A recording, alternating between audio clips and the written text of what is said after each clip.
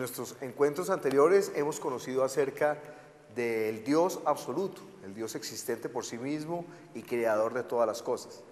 También hemos conocido que Dios se manifestó en el Antiguo Testamento hablando por medio de los profetas, Moisés, quien habló de la caída, de la muerte espiritual del hombre, y los profetas que anunciaron la venida de la solución para esa caída del hombre, del Salvador.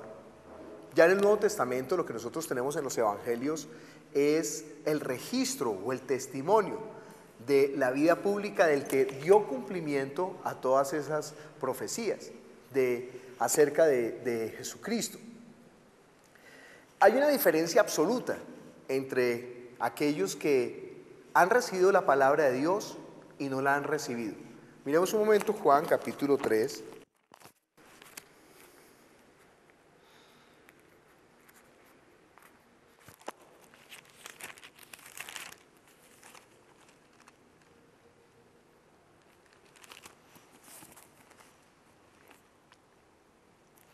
Versículo 35 en adelante. El Padre ama al Hijo y todas las cosas ha entregado en su mano. El que cree en el Hijo tiene la vida eterna, pero el que rehúsa creer en el Hijo no verá la vida, sino que la ira de Dios está sobre él. ¿Por qué el que cree en el Hijo tiene la vida y por qué el que no cree la ira de Dios está sobre él? Pues hemos visto que el hombre está muerto espiritualmente. Ese es el problema del hombre, que el hombre no tiene comunión con Dios por causa del pecado.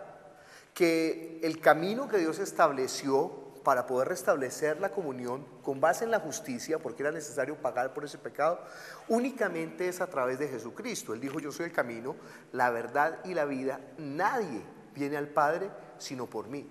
Esto es completamente excluyente, absoluto, no hay posibilidad de nada más. Jesucristo está declarando que o es por medio de Él o no hay otra solución para el problema del hombre. Si Jesús fuera un hombre común y corriente, un gurú, un maestro, un iluminado, pues simplemente serían las palabras de un loco o de un xenofóbico o de alguien completamente apartado de todo. Pero esto lo está diciendo el que las profecías habían prometido que iba a venir, que iba a ser Dios mismo, Dios con nosotros, o Emmanuel. Entonces, si esas palabras son verdad, si Él es quien dijo que era, creo que la decisión más importante que nosotros podíamos tener en nuestra vida, en esta carne, es tomar esas palabras y ponerle atención a esas palabras. Miremos un momento Efesios capítulo 2.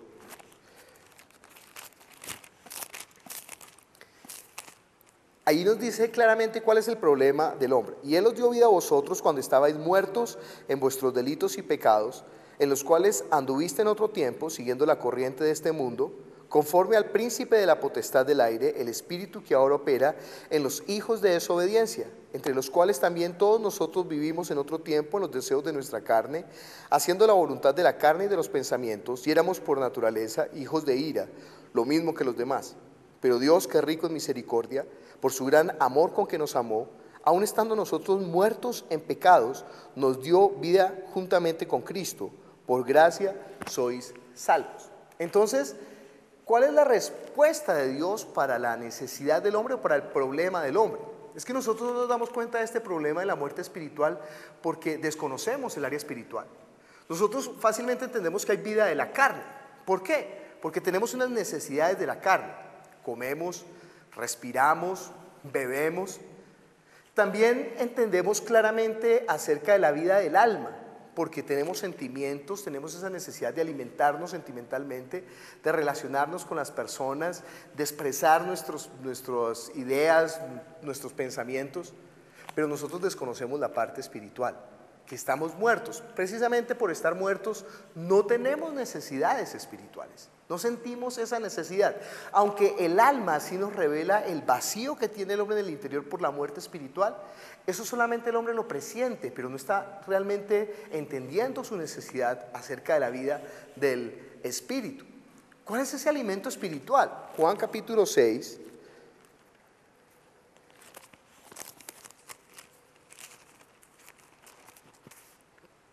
En el versículo 26 dice: respondió Jesús y les dijo: de cierto os digo que me buscáis, no porque habéis visto las señales, sino porque comisteis el pan y os saciasteis.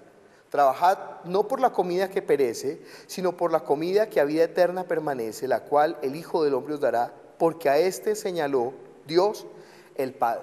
Ellos están buscando a Jesús para unas necesidades. La mayoría de la gente que se acerca a Dios, se acerca buscando una solución para los problemas de la carne, para los problemas físicos, para los problemas emocionales, pero no saben que Jesús vino fue a solucionar el problema espiritual del hombre. Y la gente con tener el alimento o con tener un paliativo para el alma, aliviar su problema sentimental, ya con eso paran la búsqueda. Pero no entienden que realmente Jesús vino para que nosotros tengamos vida y vida en el Espíritu. Hablamos de la necesidad del Espíritu, como el alimento, como la bebida. Miremos Juan, capítulo 4.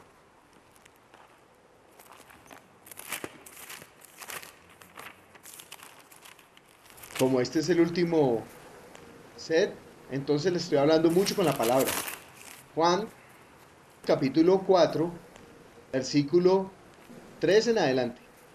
Respondió Jesús y le dijo: cualquiera que bebiere de esta agua volverá a tener sed, mas el que bebiere del agua que yo le daré no tendrá sed jamás, sino que el agua que yo le daré será en él una fuente de agua que salte para vida eterna. Mire Juan capítulo 7, versículo 37. En el último y gran día de la fiesta, Jesús se puso en pie y alzó la voz diciendo: si alguno tiene sed, venga a mí y beba. El que cree en mí, como dice la Escritura, de su interior correrán ríos de agua viva. Esto dijo del Espíritu que habrían de recibir los que creyesen en él, pues aún no había venido el Espíritu Santo, porque Jesús no había sido aún glorificado. Esa sed, esa necesidad del hombre, solamente es suplida por medio del Espíritu de vida que está en la palabra de Jesús. Jesús dijo: las palabras que yo les he hablado son espíritu y son vida. Pero no solamente hay sed espiritual, también hay un hambre espiritual. ¿Cómo se suple esa hambre espiritual? Juan, capítulo 4, versículo 34. Jesús les dijo: mi comida es que haga la voluntad del que me envió y que acabe su obra. Esa es la vida. Ese es el alimento espiritual. Terminar con hacer la obra de Dios, para el cual el hombre fue creado. Pero si el hombre no tiene la vida en el espíritu, no puede cumplir con el propósito de Dios. Juan, capítulo 15. Yo soy la vid verdadera y mi Padre es el labrador. Todo pámpano que en mí no lleva fruto lo quitará, y todo aquel que lleva fruto lo limpiará para que lleve más fruto. Ya vosotros estáis limpios por la palabra que os he hablado. Permaneced en mí y yo en vosotros. Como el pámpano no puede llevar fruto por sí mismo si no permanece en la vid, así tampoco vosotros si no permanecéis en mí. Yo soy la vid, vosotros los pámpanos. El que permanece en mí, yo en él, este lleva mucho fruto, porque separados de mí nada podéis hacer. El que en mí no permanece será echado fuera como pámpano. Si permanecéis en mí y mis palabras permanecen en vosotros, pedid todo lo que queréis y os será hecho. En esto es glorificado mi Padre, en que llevéis mucho fruto y seáis así mis discípulos. Como el Padre me ha amado, así también yo os he amado. Permaneced en mi amor. Si guardareis mis mandamientos, permaneceréis en mi amor, así como yo he guardado los mandamientos de mi Padre y permanezco en su amor. La vida del Espíritu es permanecer en él. ¿En qué? En su palabra, en sus mandamientos. ¿Cuál es ese mandamiento? Dice la Biblia en primera de Juan que el mandamiento es que creamos que Él es el Cristo, el Hijo del Dios viviente, y que ya una vez teniendo la vida, amemos a los demás como Él nos ha amado. ¿Cómo nos amó Él? Dándonos la vida en el Espíritu. De modo que la plenitud de la existencia del hombre se logra cuando uno está llevando a otras personas a la vida en el Espíritu, por medio del conocimiento de Jesucristo. Si usted quiere empezar su vida de fe, esto es solamente la puerta. Este es el abrebocas, este es el comienzo. Conozca a Jesús para tener la vida, y teniendo la vida, empiece a llevar a otros a la vida. Yo le aseguro que eso va a ser la plenitud de la existencia. Nos vemos.